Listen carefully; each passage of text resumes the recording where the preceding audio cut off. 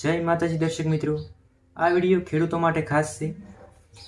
આ વિડીયોમાં વાત કરવાની છે પ્રધાનમંત્રી ફસલ વીમા યોજના કે જે યોજના દ્વારા ખેડૂતોને પાક નુકસાન થયું હોય તો આર્થિક ટેકો આપવામાં આવે છે। જેમ કે વધુ વરસાદ થયો હોય તો અને ઓછો વરસાદના કારણે પાક નુકસાન થયું હોય તો આર્થિક સહાય આપવામાં આવે છે। તો આ વિડીયોમાં સંપૂર્ણ માહિતી છે, તો વિડીયોને અંત સુધી જોજો। અને જો તમે મારી ચેનલમાં ન હોય તો ચેનલને સબસ્ક્રાઈબ કરજો અને વિડીયોને લાઈક કરજો। તો ચાલો શરૂ કરીએ વિડીયોને। તો સૌપ્રથમ જોઈએ યોજનાનો ઉદ્દેશ શું છે। તો એમાં અણધાર્યા સંજોગોમાં ઘટનાના કારણે ખેડૂતોને પાક નુકસાનથી જે આર્થિક નુકસાન થયું હોય તેમને આર્થિક ટેકો આપવાનો છે। બીજો મુદ્દો જોઈએ ખેડૂતોને આવક સ્થિર રાખવી જેથી તેઓ ખેતી વ્યવસાય ક્ષેત્રે ટકી રહે। ત્યારબાદ ખેડૂતોને ખેતી માટે આધુનિક અને નવીન ટેકનિક અપનાવવા પ્રોત્સાહન આપવું।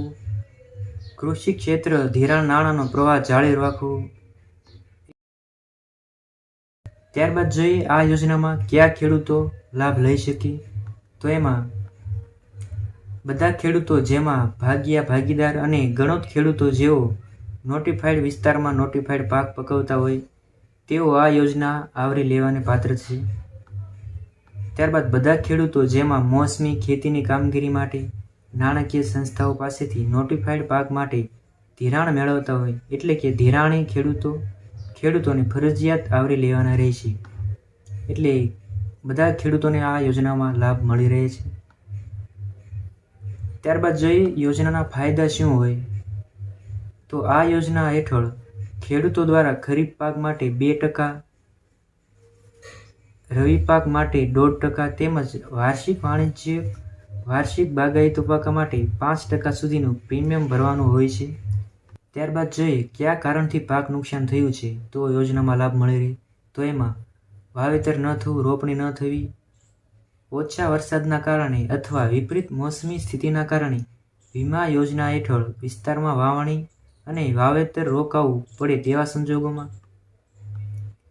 ત્યારબાદ ઊભો પાક વાવણીથી લણણી સુધી અટકાવી ન શકાય તેવા જોખમો એટલે કે દુકાળ, વરસાદ ન પડવો, પૂર, વધારે વરસાદ, જીવાત અને રોગો, જમીન ખસવી, કુદરતી આગ, વીજળી પડવી, વાવાઝોડું, બરફના તોફાન, ચક્રવાત અને ચક્રવાતના કારણે થતો વરસાદ તેમજ કમોસમી વરસાદ, માવઠાના જોખમોના કારણે થતું નુકસાન વ્યાપક રીતે આવરી લેવામાં આવે છે। ત્યારબાદ કાપણી પછીના નુકસાન, કાપણી બાદ 2 સપ્તાહ સુધી સમયને આ વીમા યોજના હેઠળ આવરી લેવામાં આવે છે। સ્થાનિક આપત્તિઓ, નોટિફાઈડ વિસ્તારમાં કરા પડવા, જમીન ખસવી અને જળબંબાકારના કારણે સ્થાનિક વિસ્તારમાં પાકને નુકસાન થયું। ત્યારબાદ ઓન એકાઉન્ટ પેમેન્ટની જોગવાઈ, મુખ્ય પાકો માટે મધ્યવર્તી પ્રતિકૂળ પરિસ્થિતિના કારણે થયેલ નુકસાન માટે ખેડૂતોને ઓન એકાઉન્ટ પેમેન્ટની જોગવાઈ કરવામાં આવે છે। તો આ બધા કારણ હતા। આ કારણથી જો પાક નુકસાન થયું હોય તો આ યોજનામાં લાભ મળી રહે છે। ત્યારબાદ જોઈએ આ યોજનામાં પ્રક્રિયા શું રહેશે। રાજ્ય કક્ષાએ સચિવ શ્રી કૃષિના અધ્યક્ષપણા હેઠળ વીમા યોજનાની સંકલન સમિતિની રચના કરવામાં આવેલ છે।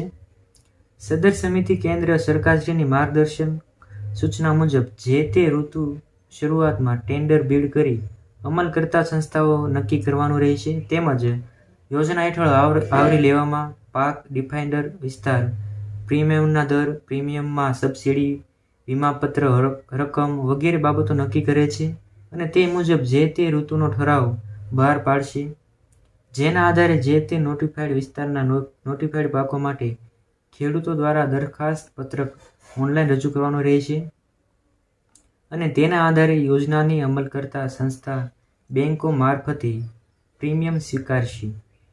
દાવાઓની ગણતરી કરી નિયમાનુસાર મળવાપાત્ર દાવાઓ મંજૂર કરશે અને નોડલ બેંકો મારફતે ખેડૂતોના ખાતામાં પાક વીમાના દાવાની રકમ જમા કરવામાં આવશે।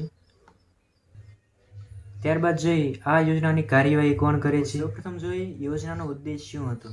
તો એમાં ભારતીય કૃષિ વીમા કંપની અને ભારત સરકાર શ્રી દ્વારા એમ્પેન્ડલ થયેલ અન્ય વીમા કંપનીઓ પાસેથી ટેન્ડર બિડ મંગાવી પ્રીમિયમના દર તથા વીમા કંપનીઓ નક્કી કરવાની રહેશે. તે સંસ્થા યોજનાની અમલીકરણ સંસ્થા તરીકે કાર્યવાહી કરશે. તો આ યોજનામાં લાભ લેવા માટે તમારી નજીકની વીમા કંપનીમાં મુલાકાત લેજો, જ્યાં તમને આ યોજનાની સંપૂર્ણ માહિતી મળી રહેશે. આ વિડીયોમાં આટલું જ. આ વિડીયો તમારા દરેક વોટ્સઅપ ગ્રુપમાં શેર કરજો. જો તમને વિડીયોની માહિતી પસંદ આવી હોય તો વિડીયોને લાઇક કરજો અને મારી ચેનલને સબસ્ક્રાઈબ કરજો.